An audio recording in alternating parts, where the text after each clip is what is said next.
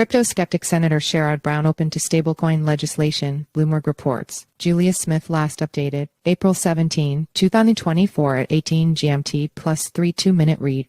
Senator Sherrod Brown DH, a noted crypto-skeptic, expressed openness to stablecoin legislation amidst news of a bipartisan bill proposed by Representatives Cynthia Lummis RWY and Kirsten Gillibrand DNY, a Tuesday report from Bloomberg revealed. When asked by the news outlet if he would advance stablecoin legislation tethered to a bill focused on reducing compensation for failed lenders, executives and authorizing banks to conduct with cannabis businesses, Brown reportedly answered that's the goal. Senator Sherrod Brown willing to advance stablecoin legislation. For context, U.S. lawmakers often attempt to bundle issues into a bill in hopes of generating support for legislation that may otherwise fail. Brown cautioned that any compromise on stablecoins would have to address his concerns to support it. However, Representatives Kirsten Gillibrand and Cynthia Lummis introduced new bill. Shortly after news broke of Brown's willingness to support stablecoin legislation, Representatives Lummis and Gillibrand introduced the aptly named Lummis-Gillibrand Payment Stablecoin Act of 2024. According to a statement from Gillibrand, the bipartisan bill would create federal and state regulatory regimes for stablecoin issuers that preserve the dual banking system,